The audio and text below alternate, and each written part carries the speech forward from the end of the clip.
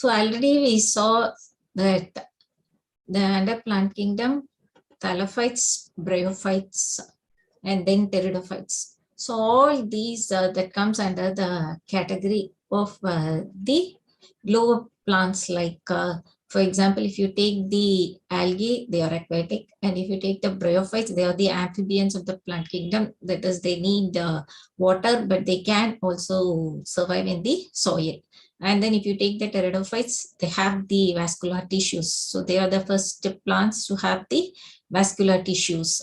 So there is a gradual transition, and all these plants, they are called the cryptogams. That is, thallophyta, bryophyta, and pteridophyta are called cryptogams. That is, they have the hidden reproductive organs. So today we are going to see about gymnosperms. So we'll see in detail about the differences, that is, in what ways they differ from the other plants like thallophyta, bryophyta, and pteridophyta. So today we'll see in detail about gymnosperms. So if you see gymnosperms, so this gymnosperms and angiosperms, they are also called phanerogams. Phanerogams are also called spermatophytes. That is, seed plants.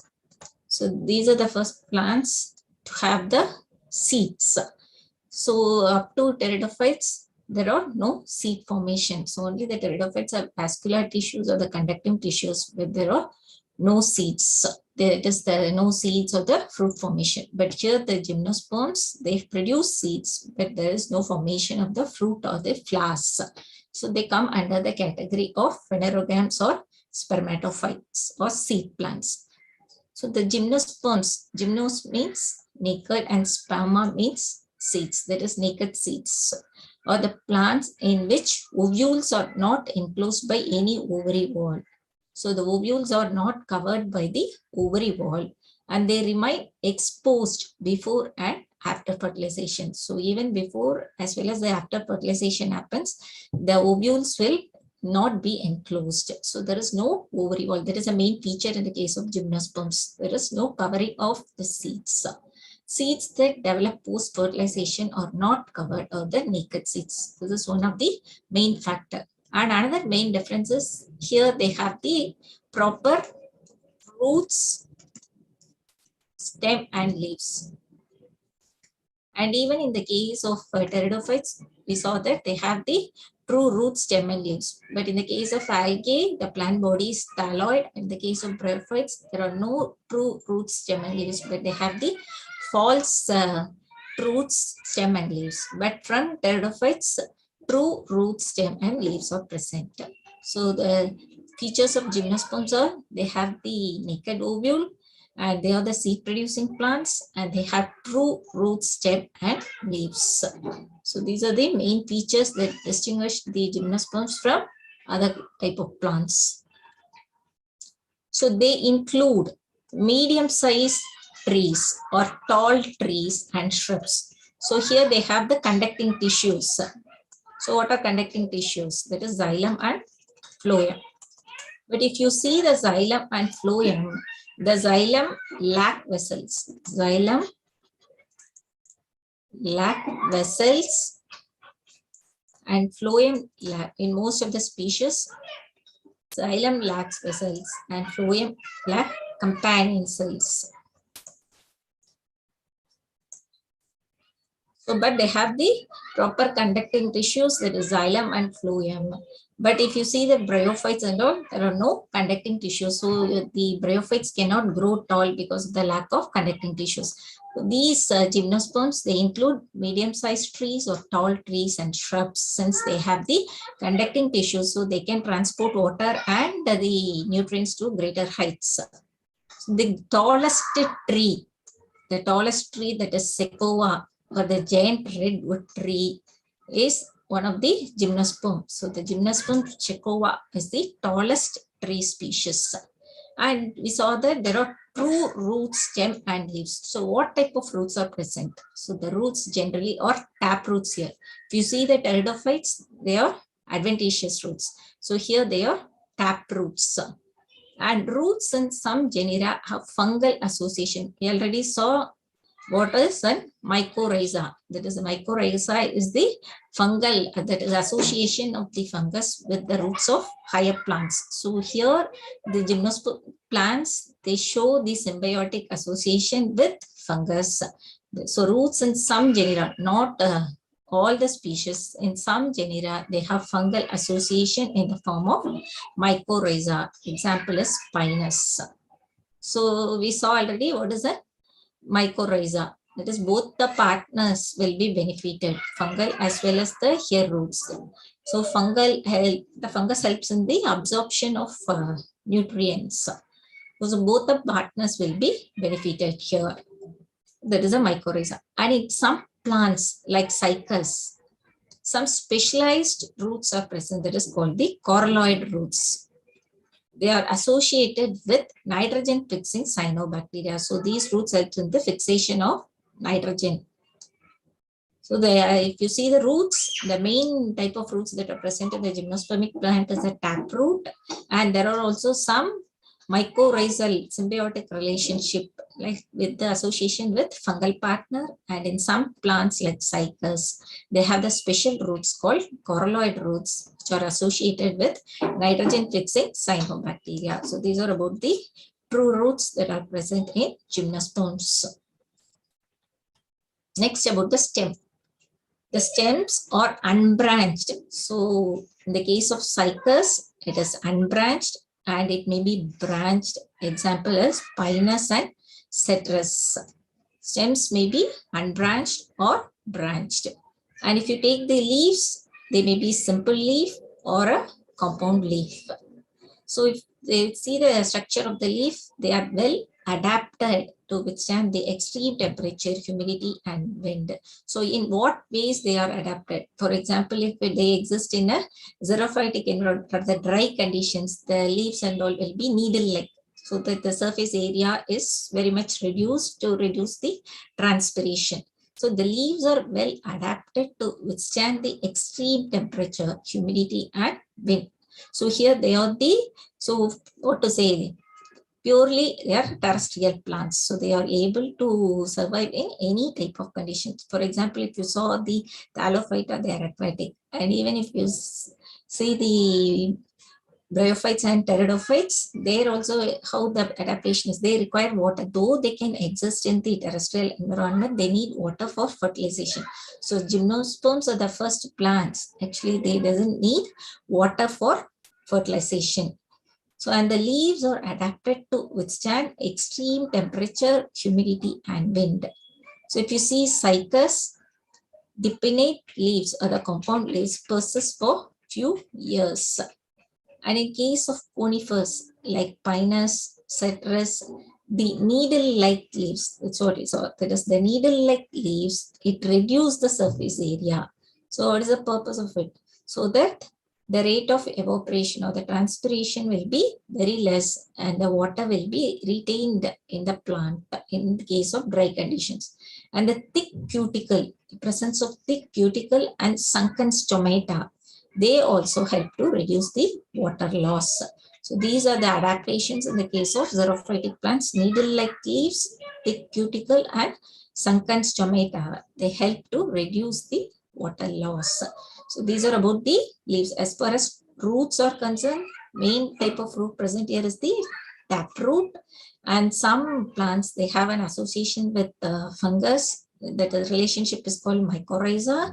And some species, they have a special type of roots called coralloid roots. And if you see the stems, it may be branched or unbranched. And if you see the leaves, it may be simple or compound leaves.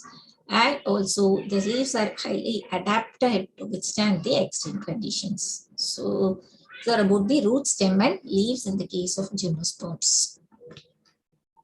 Then we see about the reproduction. So how the reproduction is happening in gymnosperms. So here they are heterosporous. So what do you mean by heterosporous? That is, they produce two types of spores. They produce two types of spores. So what are the spores? One is a microspore, the other one is the megaspore. So some leaves are modified into sporophylls. So we already saw what is a sporophyll. In pteridophytes also we saw this term sporophylls. That is, these sporophylls, they will have the reproductive structure. Sporangia will be present in the sporophylls. So they are compactly and spirally arranged along axis to form a lax. Lax means loose arrangement. Or they may be compactly arranged to form the strobili or cone. So what are cones? These sporophylls, they are arranged to form the strobili. And the sporophylls, they contain sporangia. So sporophylls are compactly arranged and spirally arranged along an axis to form an lax or compact strobili, that is loosely arranged or compactly arranged strobili or cones. So this is the sporophyll and cones. So sporophyll bear sporangia. So sporangia are the structures in which spores are produced. So the sporophylls bear sporangia, and sporophylls are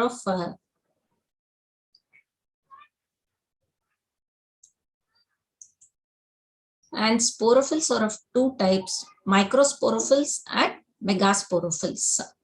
So if you take the spores, we saw there are two types of spores: microspores and megaspores. And sporophylls are of two types: microsporophylls and megasporophylls. So if you see the microsporophylls, they are arranged in male strobili. So what is this male strobili or microsporangiate cone? So what do you mean by this? That is, these sporophylls, we saw that two types of sporophylls, microsporophylls and megasporophylls. These microsporophylls are arranged in male strobili. So they are made up of that is, the microsporangiate cone is made up of microsporophylls. They are arranged in a compact manner or the spiral manner to form a cone that is called the microsporangiate cone. So this microsporophylls, they contain microsporangia, and this microspores, they develop into a male gametophyte. And it is, so if you see, it is similar to that of in pteridophytes. That is, we saw that in the case of pteridophytes also, first that is what will be there, the microsporangia, that is sporangia are present in sporophylls we saw. So here there are two types of spore, one is the microspore and the megaspore. So this microsporangia are present in microsporophylls, that is the leaflet structures, microsporophyll. And this microsporophylls are arranged to form the microsporangiate cone or the male cone. Microsporangiate cone. So microsporophylls are arranged in the male strobili, and these bear microsporophylls bear microsporangia. They have the microspores which develop into a male gametophyte. So if you see the structure of male gametophyte, there is numbers, that is the microspores will be larger in number, and it is highly reduced, and it is confined to a limited number of cells. That is, they reduce in number and they develop into a pollen grain. So this microspores, they develop into a pollen grain. So where these pollen grains are developed, they are developed within the microsporangia. They developed within the structures called microsporangia. So there is a difference here. Actually, when you see the bryophyte and the pteridophytes and all, what will happen? That is, in case of bryophytes, we saw that the spores are produced in the structure called capsule, which is a sporophytic body. And from that spores that develop into a gametophyte, that is the plant body. It will germinate to form a plant body that occurs outside in the soil. So in those cases, they are called the exosporic. But here, if you take, it is called endosporic germination.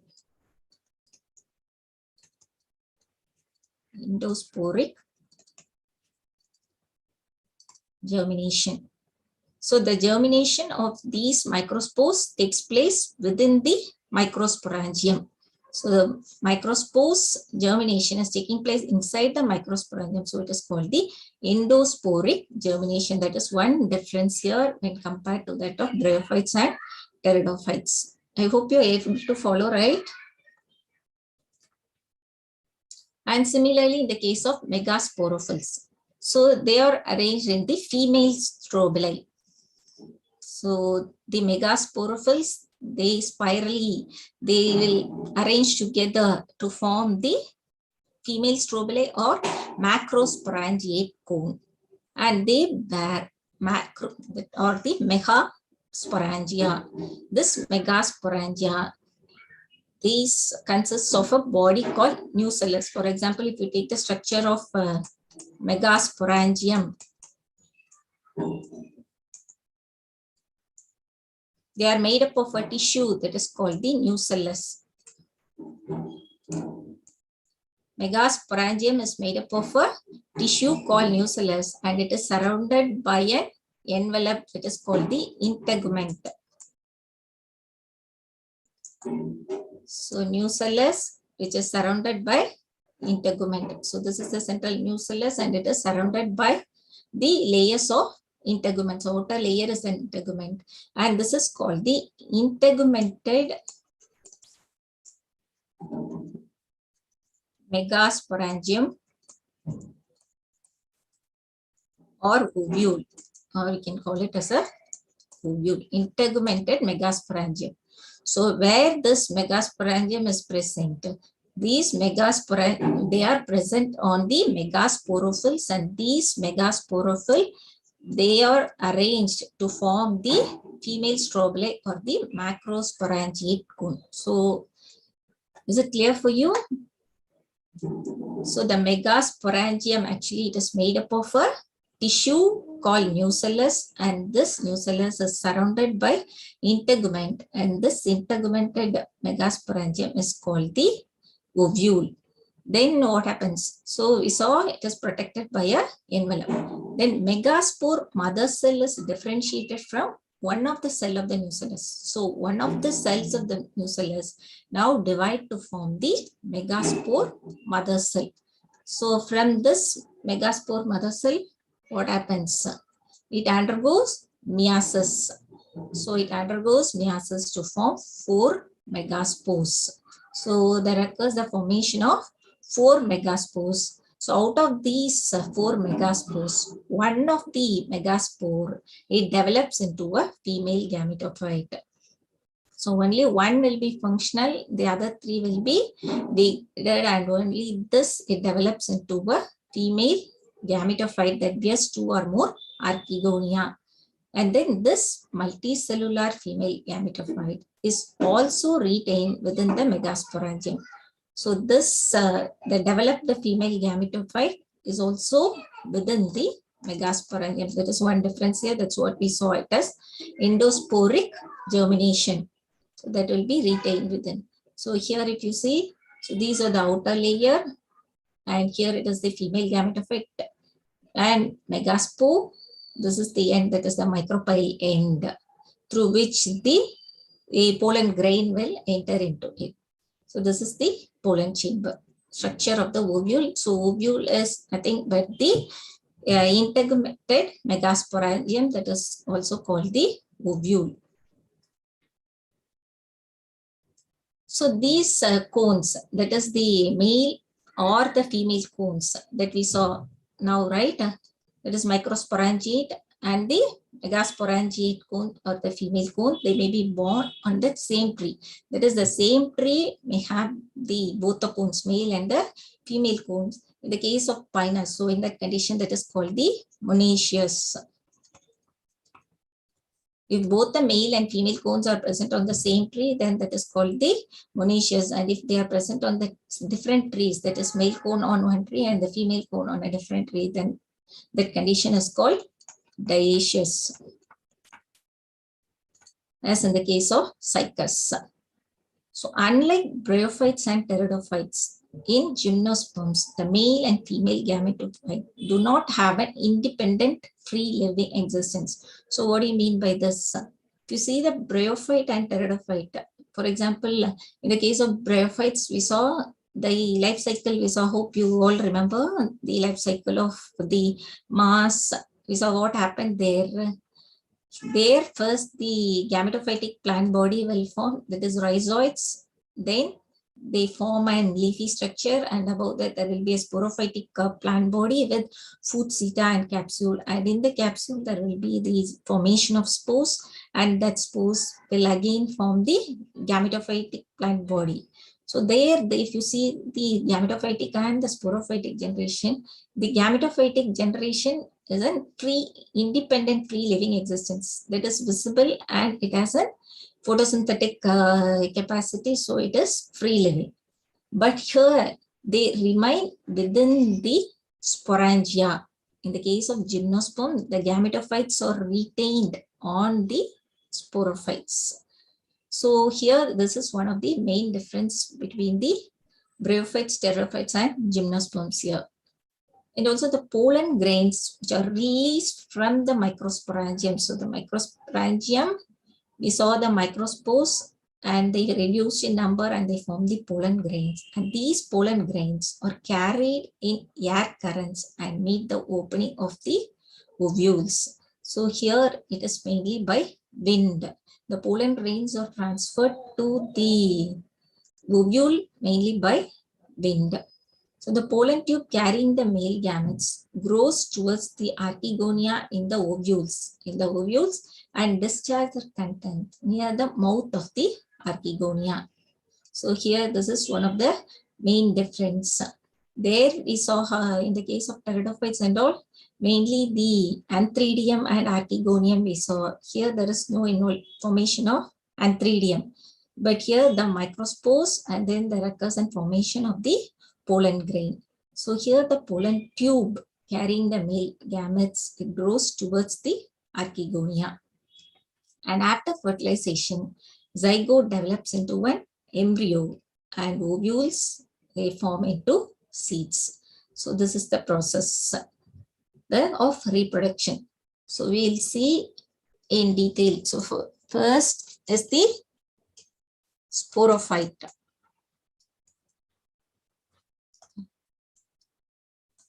This is the diploid phase. And this is another sporophyte. Here the sporophyte with male cone. And here the sporophyte with female cone. So male cone is nothing but the arrangement of microsporophyll. Microsporophyll. So this is also diploid. And female cone is nothing but the arrangement of megasporophylls.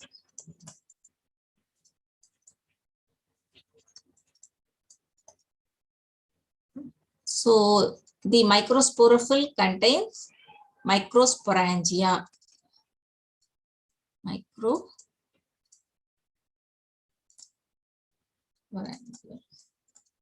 And here they contain megasporangium. So the megasporangium are present on the megasporophyll.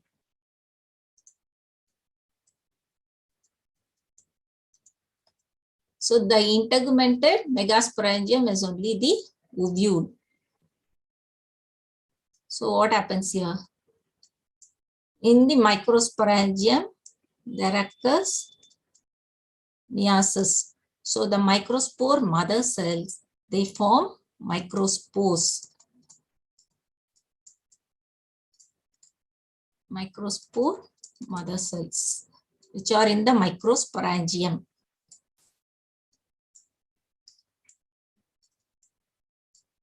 So here what happens? The megaspore mother cells,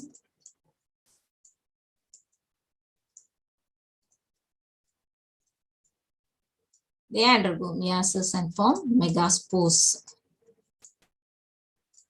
So here they are haploid. The spores that are formed are haploid. Then the next step is the microspore. They form reduced male gametophyte. That is, they develop into male gametophyte. And this is also called the pollen grain. Microspores form the reduced male gametophyte or the pollen grain on germination. So here what will happen? This on germination, it forms the female gametophyte.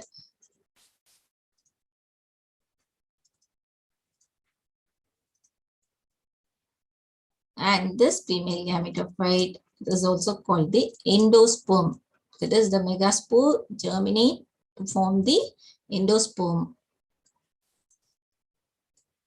This produces archegonia. So here this is also haploid, and here this is also haploid. And this archegonia contains the female gamete.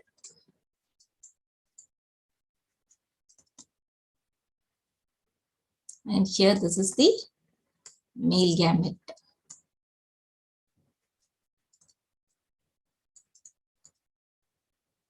So now what happens? There occurs a fusion between male and the female gamete to form the zygote.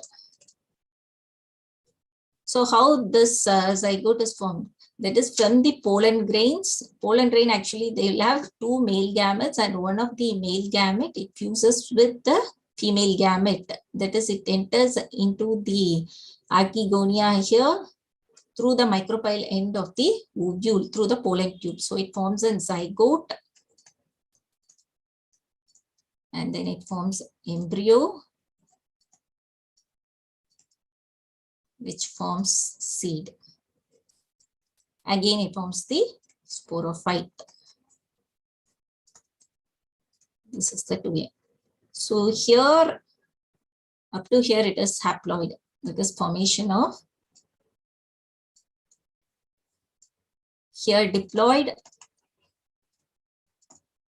and here this is the haploid, and this is again diploid. So the type of fertilization that is happening here is called the zoidosiphonogamy, or it is siphonogamy. In the case of gymnosperm. So we'll see what is zoidosiphonogamy and siphonogamy. So what is happening here? That is the sporophyte, and the sporophyte with the male cone. The male cone and the female cone may be present either on the same plant or on the different plant. So this male cone, it's nothing but the arrangement of microsporophyll. So microsporangia are present in the microsporophyll. And this microspore mother cell, which is present in the microsporangium, it undergo meiotic division to form the microspores. And this microspores germinate to form the reduced female gametophyte. That is nothing but the pollen grain. And this pollen grain will have the two male gametes, and one of the male gamete, it fuses with the female gamete. So how the female gamete is formed? That is here the sporophyte with the female cone. Female cone is nothing but the arrangement of megasporophyll, and this megasporangium is present in the megasporophyll, and the megaspore mother cells which are present in the megasporangium, they form the megaspores, which on germination they form the female gametophyte. And this female gametophyte is nothing but it is called the endosperm, and then they develop that is this endosperm, they produce one or more archegonia, and then this they contain the female gametes. So the male gamete fuses with the female gamete to form the zygote, which forms an embryo and which forms the seed, and this develop into a sporophyte. Yeah, actually, what is zoidosiphonogamy and siphonogamy is in the case of, if you see the bryophytes and pteridophytes, yeah, we'll see.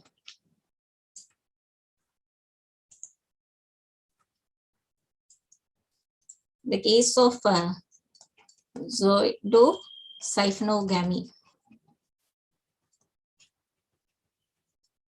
What happens is here the male gametes are motile.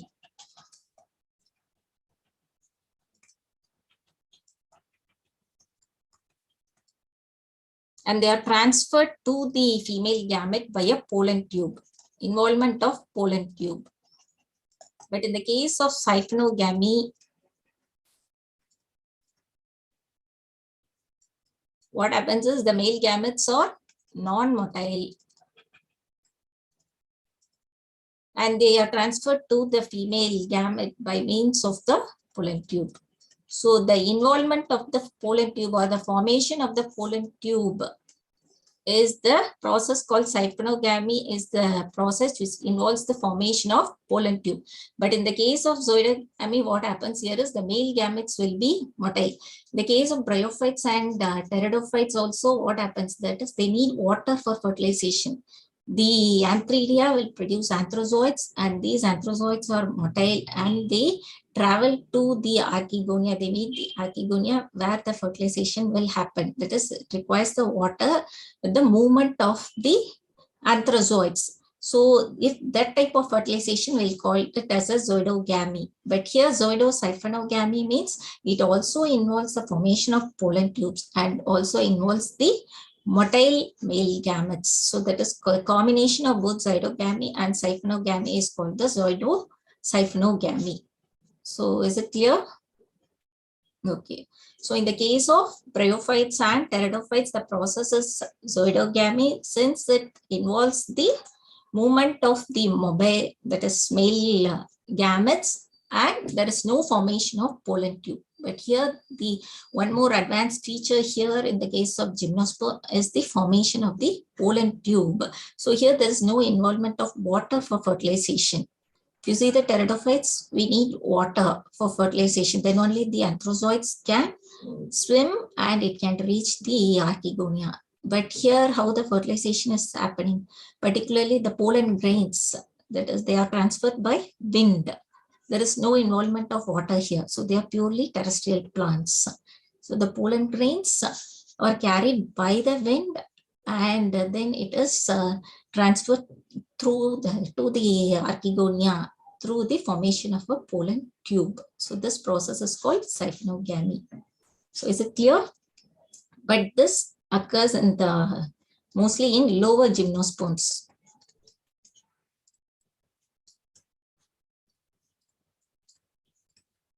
This siphonogamy is in higher gymnosperms.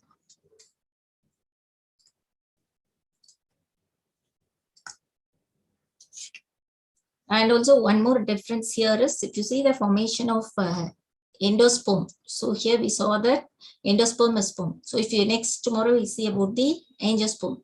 So there also they will see the formation of endosperm. So what is the main difference here? Here the endosperm formed is haploid.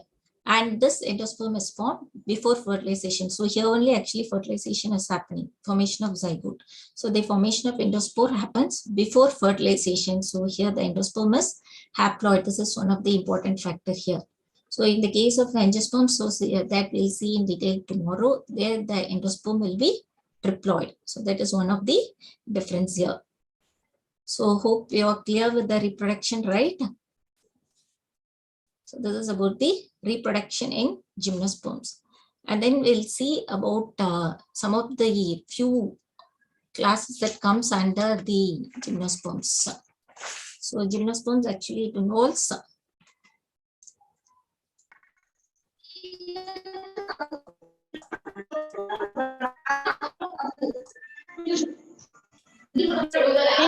gymnosperms are divided into two groups. One is Cyclophyta.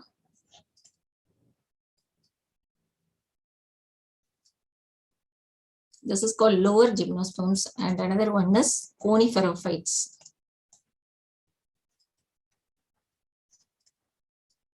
So under Cyclophytes, there are three orders. So actually these two are the main groups that come under gymnosperms. These are the lower gymnosperms and this is the higher gymnosperms. So under Cyclophytes, there are three orders. One is Cyclophilicates.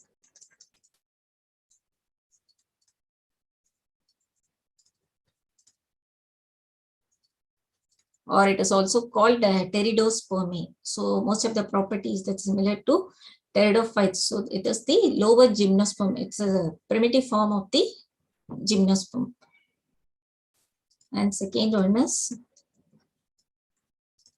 Benetitales and Cycadales. So these are all actually extinct plants. So most of the plants, living plant species that comes under the Cycadophytes, it comes under Cycadales. It includes the Cycas, which is also called fern palm or sago palm. And one of the main feature of the Cycas is that its ovule, male gamete, egg and male cone are the largest in the plant kingdom, and male cone. So the size is large. And another plant that is Zamia pygmea. It is the smallest gymnosperm.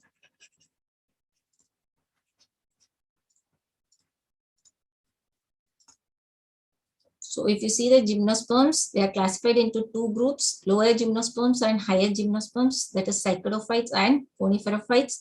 Under cycadophytes, there are three orders, cycadophytes or Pteridospermae and Benetitales. These are all, this includes the extinct species.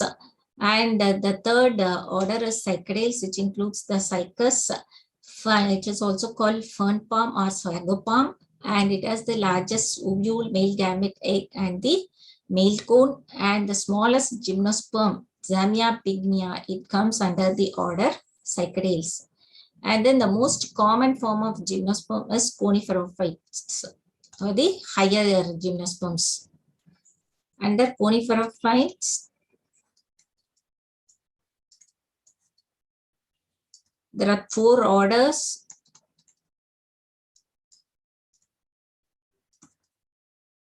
One is Ginkgoales.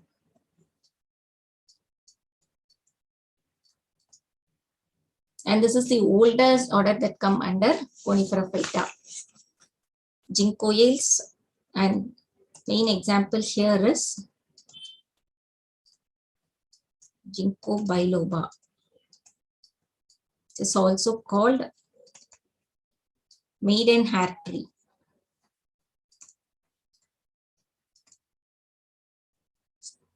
Ginkgoales is the first order, and second one is Chordatails.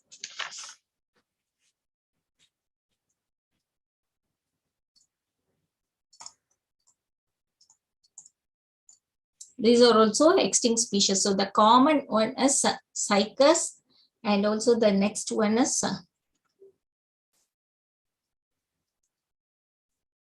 Coniferales. So only these are more common. So the Coniferales, it includes the Conifera, which is the largest group of gymnosperms. This includes Conifera, largest group of gymnosperms. And the main plant that comes under this is Pinus. So turpentine is obtained from Pinus, and it is used in varnishes, and the main species, that is Pinus gerardiana, is also called Zilchosa pine. And Pinus roxburghii, which is also called serpine. So Coniferales includes the largest group of gymnosperms. Here the Pinus species, Pinus gerardiana and Pinus roxburghii, these are the important species. And then the other important plants that comes under the Coniferales are Cedrus, which is also called Theodore. So it is all, that is particularly these gymnosperms, they are the woody plants, that is they produce soft wood, and we'll see in detail while seeing the angiosperms. So they are woody plants. Then other species, for example, taxus. The anti-cancer taxol is produced from this species taxus, which comes under coniferales. Then another one, Juniperus virginiana. Cedarwood oil is produced from this species, and also it is used to increase the resolving power of the microscope. This cedarwood oil is used to increase the resolving power in the microscope, and is also used in nail polish remover, the Juniperus virginiana. And then Christmas tree, just the species of Araucaria excelsa, which is also called Christmas tree.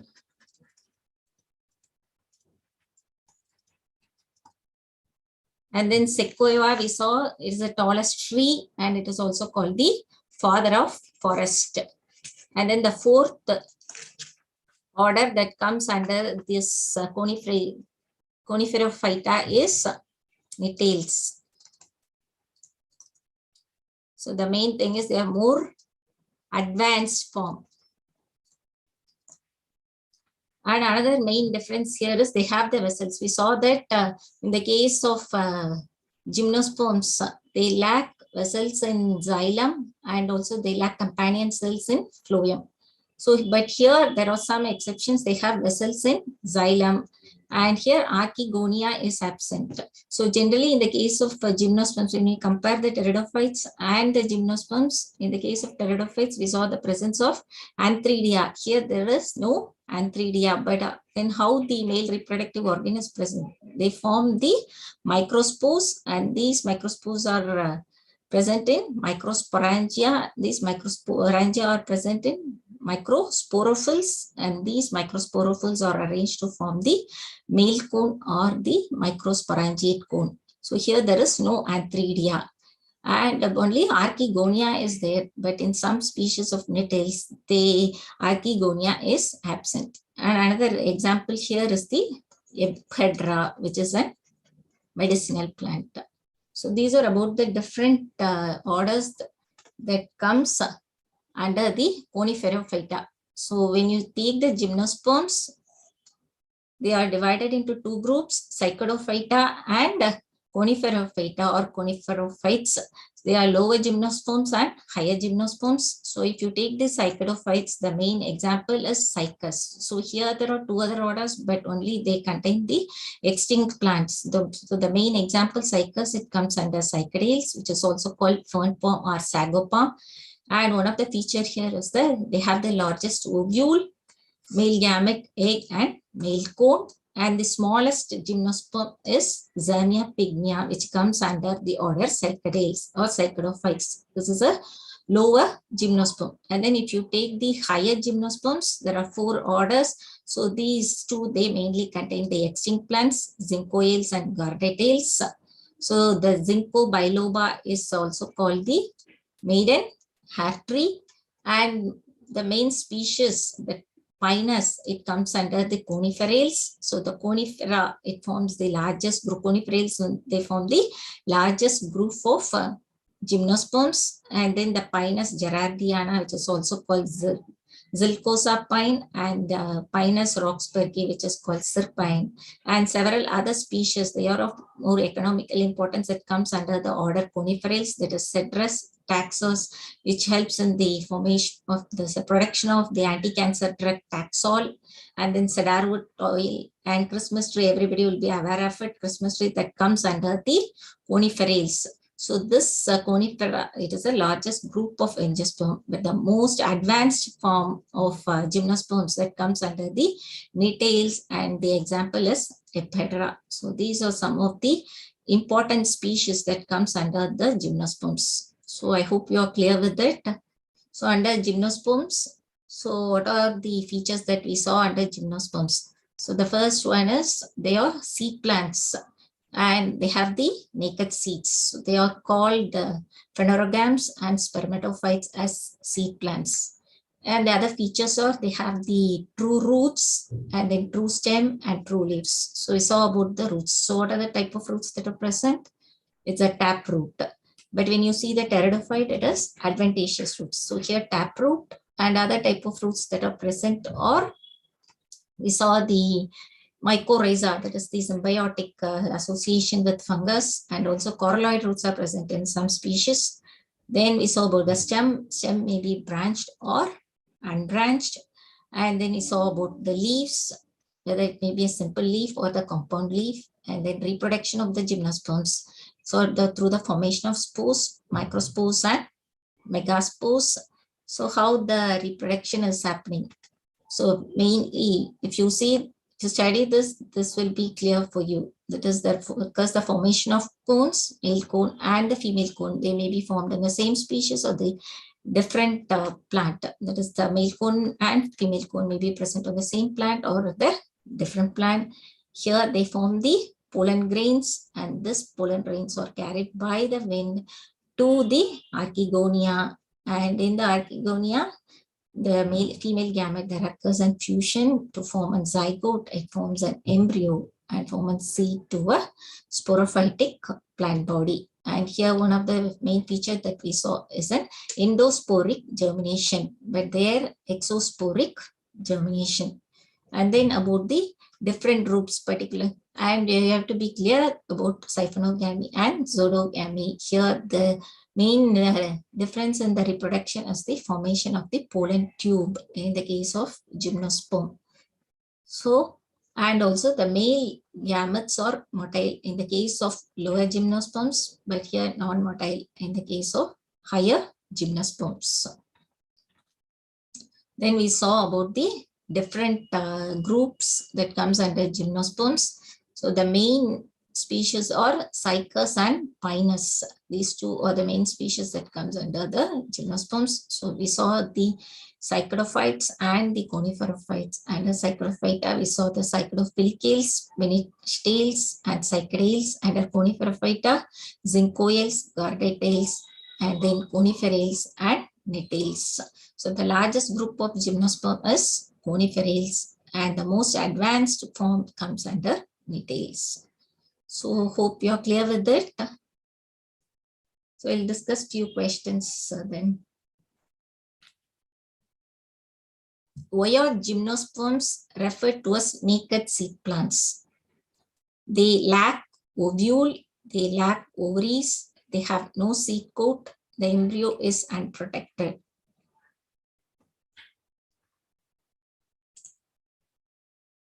Yeah, good. It is option B. They lack ovaries. So because of that, they are called naked seed plants. So option B is the correct answer. So in gymnosperms, ovule is not enclosed before fertilization, but enclosed after fertilization. Option B remains enclosed before fertilization only, and is not enclosed by any ovary wall and remains exposed both before and after fertilization and is never formed. So the correct option here is, yeah, good, option C. Option C is the correct answer. That is, it is not enclosed by any ovary wall and remains exposed both before and after fertilization. Okay.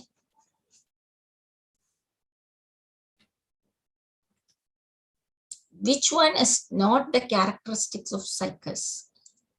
So is it the unbranched stem, compound leaves or pinnate leaves, and dioecious male and female cone on separate plants, or non-archegonid? So what is the correct option in this? We saw about cycas, right, in different aspects, how the stem of the cycas, and then how the leaves will be in, and how the cones are in cycas. So which one is not the characteristics of cycas? Yes, it is option D. because we saw the cycle is having unbranched stem we saw, and also the leaves are compound leaves, and male and female cones are present on separate plant. That condition is called dioecious. So all these are characteristic of cycles. So the only other feature is non-archegonia because they have the archegonia. So the option D is the correct. So clear, right?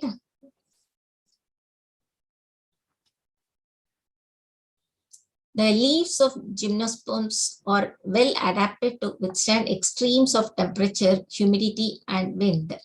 In conifers, what are the xerophytic characters? Needle-like leaves, thick cuticle, sunken stomata. All. Yeah, good. Option D is the correct option. Because all these features are the characteristics of the xerophytes. Needle-like leaves, thick cuticle, and sunken stomata. So what are all these features? To reduce the evaporation of water. To reduce the evaporation of water. So all is the correct option.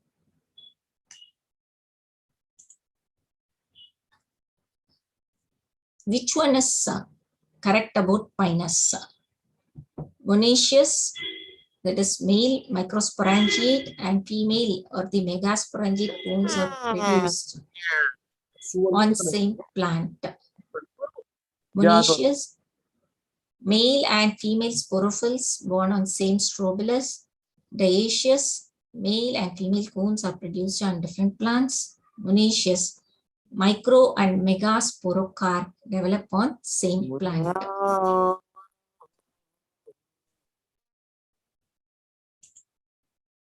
Yeah, option A, good.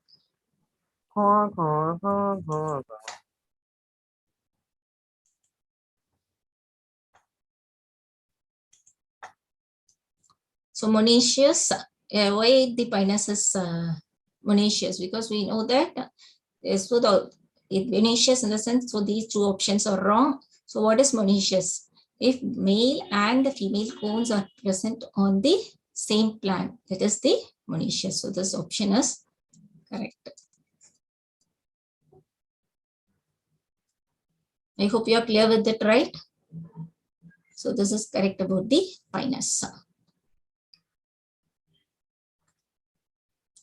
In the case of gymnosperms, male gametophyte is highly developed.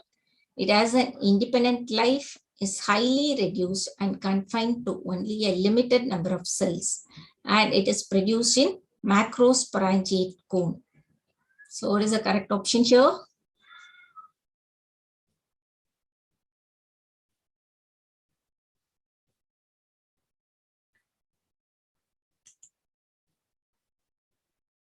Sixth, actually option C is the correct answer.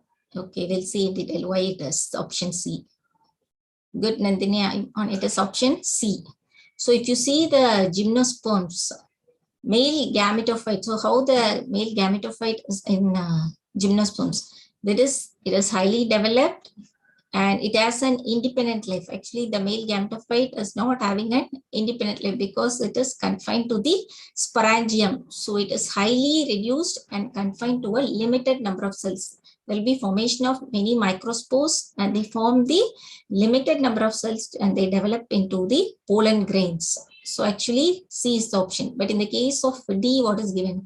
It is produced in macrosporangiate cone. Macrosporangiate cone, what it is a female strobili. Only the megaspores, they form a macro. That is the megaspores are formed in megasporangium. These megasporangium are present in megasporophylls, which forms the macrosporangiate or the megasporangiate cones, which is also called the female cone or female strobili. So this is not the option. But in the case of male gametophyte, it is highly reduced and confined to only a limited number of cells. So option C is the correct answer. So this is not having an independent life. So the answer is option C. I hope you are clear, right? Are you clear with this question?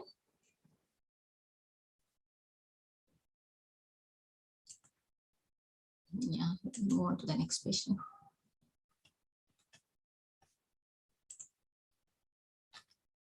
In gymnosperms, pollination takes place by wind, water, insects, or animals.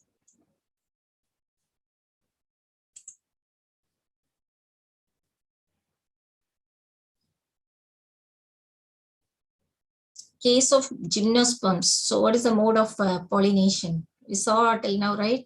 Yeah, and option A is correct actually. It is not option C. So how the pollination is taking place? Because it is only with the help of pollen grains. So how the pollen grains are getting transmitted? Through wind. So this pollen grain, they'll have two male gametes, and one of the male gamete, it fuses with the female gamete to form the zygote. So how it is happening? It is mainly transferred by the wind and it enters into the micropyle of the ovule, opening of the ovule, and it reaches the archegonia where the female gamete is present. So it is happening only by wind here in the case of gymnosperms. So are you clear? Then the next question is,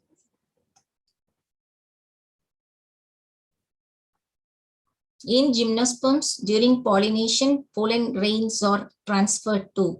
Yeah, here also we saw the same thing. So how the pollen grains are transferred?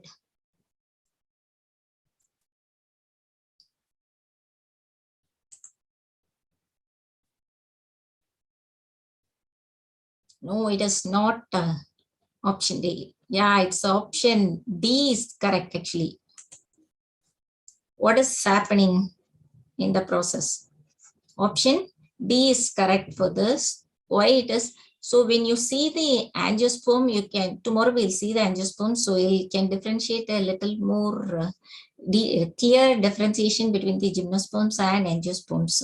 So here what is happening is, in the case of gymnosperms, first there is occurs and formation of the pollen grain. That is, the male gametes are nothing but the pollen grain, and they are carried away by wind and it reaches the micropyle end of the ovule. So if you see the structure of ovule, so we saw ovule is nothing but an integumented. So the outer it has the integument, and inside there will be a female gametophyte, that is archegonium, and this is the micropyle end of the ovule. Micropyle end of the ovule. So here the pollen grains are carried by the wind and they are transferred to the micropyle end of the ovule, and here what will be there? The archegonium and the functional megaspore. We saw that there will be production of 4 megaspores, and out of that only one will be functional. One functional megaspore. And here it enters, here there will be a functional megaspores will be present here, and they form a female gamete or the egg.